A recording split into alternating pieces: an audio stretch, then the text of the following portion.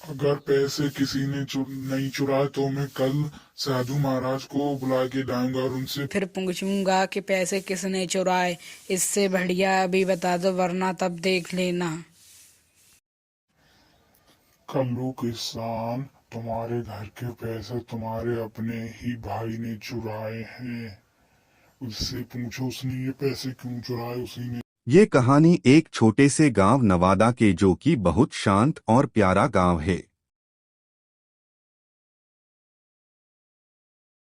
वाहन पर एक कल्लू नाम का गरीब किसान था जो कि सब्जियां भेजा करता था और उसने सब्जियां बेच कर अपनी बहन की शादी के लिए पैसे इकट्ठे कर लिए।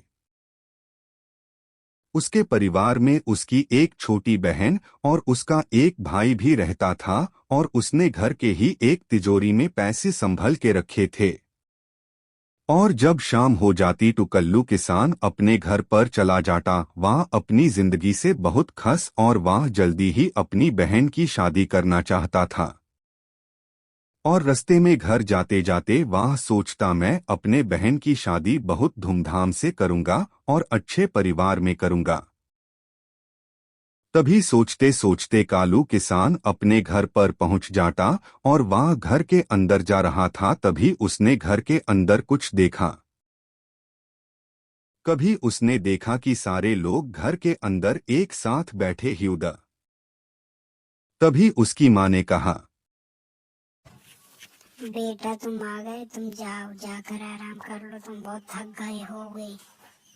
तभी कल्लू किसान आराम करने की जगह अपने दूसरे कमरे में चला गया। वाहन पर वहां जाकर अपनी बहन की शादी के लिए जमा किए गए पैसे को देखने लगा। तभी उसने देखा कि उसकी बहन की शादी के लिए जो उसने पैसे जमा किए थे वह सारे वाहन हैं नहीं, वह वाहन से किसी ने चुरा लिए।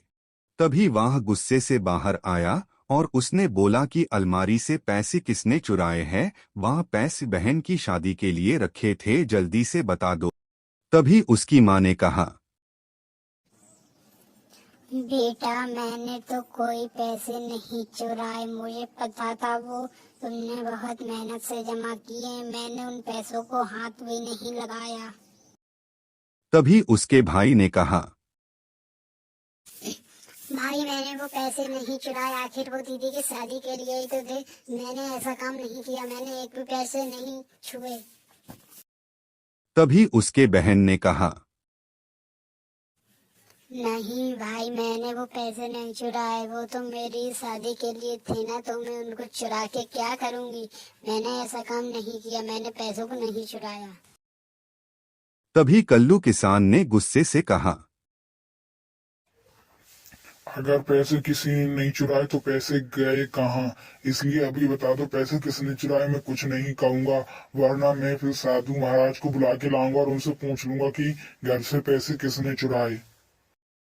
फिर शाम हो गई और अगले दिन कल्लू किसान साधु बाबा को बुलाने गया और कुछ ही देर के बाद बुलाकर ले आया। तभी साधु बाबा कल्लू किसान के साथ उसके घर गए और उन्होंने उसे अलमारी को देखा और घर के सारे में सदस्यों को देखा और फिर बताया कि चोरी किसने की। कल्लू किसान, तुम्हारे घर के पैसे तुम्हारे अपने ही भाई ने चुराए हैं।